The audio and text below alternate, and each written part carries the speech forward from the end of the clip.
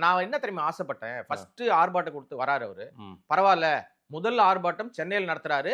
அதுவும் ஒரு முக்கியமான பிரச்சனையா செய்றாரு. ஆமா, ஆமா, ஆமா. ஒரு அநியாயமா ஒரு மனுஷனை அடிச்சு கொண்டிருக்கானுங்க. மண்டையிலேயே அடிச்சு கொண்டிருக்கானுங்க.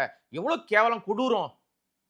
உண்மையிலேயே அந்த விஷயத்தை கையில் எடுத்ததை நான் பாராட்டுறேன். ஆனால் அதை எக்ஸிக்யூட் பண்ற இடத்துல நீங்க என்ன ஸ்கிரிப்ட் கொடுத்தாங்களோ அது பேசியிருக்க கூடாது சார்.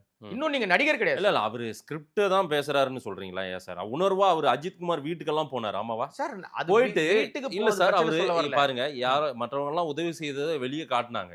அவர் கேமரா இருக்குன்னு திரும்பி என்ன குடுத்தாருன்றத மறைச்சு குடுத்தாரு. பார்த்தோம்ல அதெல்லாம்? சார் அத அதெல்லாம் நோட் பண்ணீங்களா நான் நீங்க? ஒண்ணுமே சொல்லல சார். நான் என்ன சொல்ல வரேன், அவ்ளோ மேடையில கவனம் ஏறுறீங்க. பெறுது அந்த விஷயம். மேடையில ஏறி பேசுறீங்கல்ல, அவர் ஸ்கிரிப்ட் இல்லையோ அவரே பேசுறாரு சார். ம். தமிழ்நாட்டினுடைய பிரச்சனை வெறும் இந்த திமுக அரசாங்கத்தின் மீது நடத்தப்பட்ட 24 25 கொலைகள் மட்டும்தான் காவல் கொலைகளா? அது மட்டும் எதுவுமே நடக்கவே இல்லையா? ம். ஒட்டுமொத்தமா நீங்க மாற்று சக்தி தானே. அப்படித்தானே வரீங்க நீங்க. அடையாளப்படுத்துற உங்களை எப்படி அடையாளப்படுத்துறோம்? ம். நீங்க நான் தான் மாற்று சக்தி, சார், தமிழ்நாட்டிலே மாற்று இன்னைக்கு சக்தி. திமுகவை எதிர்க்கிறாரு சார். இன்னைக்கு திமுக ஆளுங்கட்சி சார்.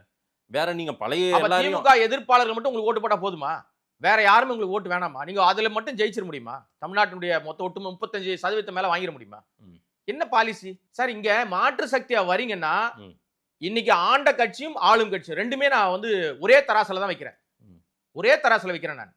இப்ப இந்த ஒரே தராசுல இருக்கிற இது ரெண்டு கட்சி கிட்ட இருக்கிற பிரச்சனைகளை மக்கள்கிட்ட போய் சொல்லி, நான் தான் மாற்று, என்ன நம்புனீங்கன்னா இதெல்லாம் ஒழிஞ்சிரும், நான் புதுசா இதெல்லாம் செய்வேன். இப்ப விஜயகாந்தை மக்கள் ஏத்துக்கிட்டது அதனால தான் சார். ம். அவர் நான் மாற்றுனாரு. அவர் உடல்நிலை அவருக்கு ஒத்துழைக்கல. ம். மாற்றாக மாற முடியாம போயிருச்சு. புரியுதுங்களா? இப்ப உங்களுக்கு வாய்ப்பு இருக்கு, வயது இருக்கு, அனுபவம் இல்ல.